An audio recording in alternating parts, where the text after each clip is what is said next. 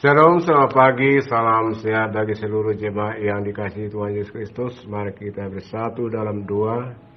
Ya Tuhan Allah Bapa kami yang di surga, Maha Mulia dan Maha Pengasih, pagi ini kami bersyukur kepada-Mu Tuhan karena lindungan-Mu tentram hidup kami.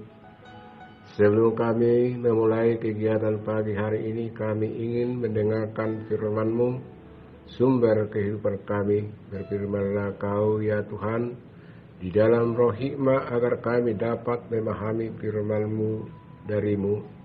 Curahkan anugerah-Mu bagi umat-Mu yang berdoa padamu, selalu dapat berkat dari Tuhan oleh kasih-Mu. Dengarlah doa kami ini di dalam nama Yesus Kristus Tuhan kami. Amin. Bapak, Ibu, dan saudara-saudaraku yang terkasih dalam nama Tuhan Yesus Kristus, firman Tuhan renungan harian pagi hari ini yang ditetapkan dalam Almanak HKBP Sabtu tanggal 29 Mei 2021 tertulis di Ibrani pasal 10 ayat 23. Marilah kita teguh berpegang pada pengakuan tentang pengharapan kita, sebab Ia yang menjanjikannya setia. Sebagai topik dari nats ini, Allah yang setia. Bapak, Ibu, dan saudaraku yang terkasih, pada masa kini, hidup kita adalah hidup dalam pengharapan. Belum kelihatan objek di masa depan apa yang kita harapkan. Jikalau belum kelihatan pengharapan itu, dari mana kita ketahui pasti ada? Yang memastikan ada pengharapan itu yaitu Yesus Kristus adalah jaminan dari apa yang kita harapkan. Pengharapan tidak lain dari apa yang kita percayai di dalam iman. Iman adalah dasar dari segala sesuatu yang kita harapkan dan bukti dari segala sesuatu yang tidak kita lihat. Ibrani pasal 11 ayat 1. Saudara-saudaraku, pondasi atas mana pengharapan itu terletak pada iman kita. Pada masa kini, marilah kita teguh berpegang pada pengakuan tentang pengharapan kita kepada Allah yang setia. Karena dalam pengharapan kita kepada Allah, bahwa tidak ada yang mustahil bagi Allah. Artinya hiduplah selalu dinamis, tidak mundur, tetap tegar dalam pengharapan, dalam mengatasi kesukaran-kesukaran dan rintangan-rintangan.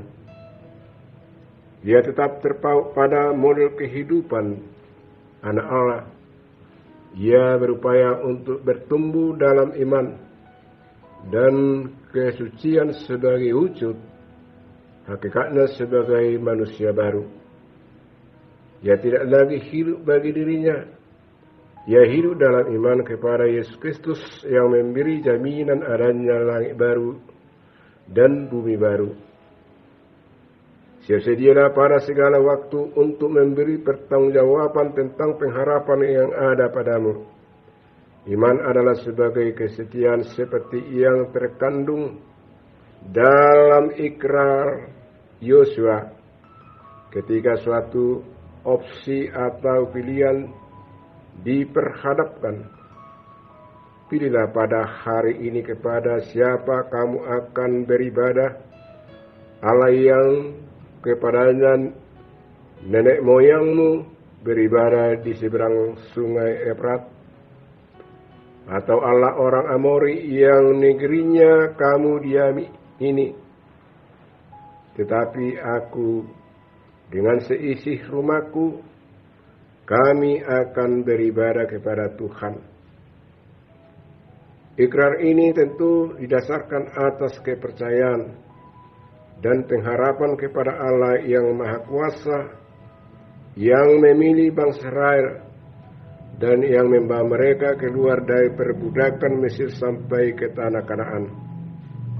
Ikrar ini juga merupakan suatu sumpah kesetiaan, suatu janji untuk mengikut Tuhan Allah biar apapun yang akan terjadi. dalam perkembangan iptek di era globalisasi sekarang ini, kita diperhadapkan pada suatu pilihan yang harus kita jawab dengan ikhlas dan jujur di dalam iman yang sungguh-sungguh.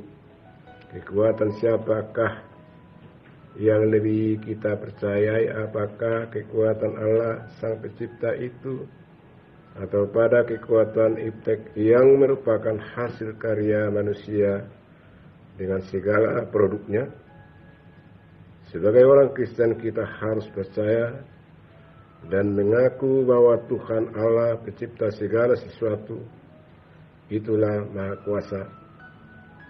Maka kita pun harus berani bersaksi bahwa kita harus lebih percaya dan lebih taat kepada kekuatan Allah yang Maha Kudus itu. Maka dengan ini, percayalah kepada Allah yang memberikan hidup dan kehidupan yang indah bagi kita. Amin. Kita berdoa. Ya Tuhan Allah, Bapa kami yang di surga, berikanlah bagi kami hati yang segar dan puas dalam berkat kasih-Mu. Berkati dan sertai kami jemaat-Mu di dalam kegiatan hari ini. Lindungi dan jauhkan segala mara bahaya. Teguhkan iman dan kepercayaan kami. Di dalam nama Yesus Kristus Juru Selamat kami. Dengarlah doa kami ini oleh karena kasih setia-Mu. Amin.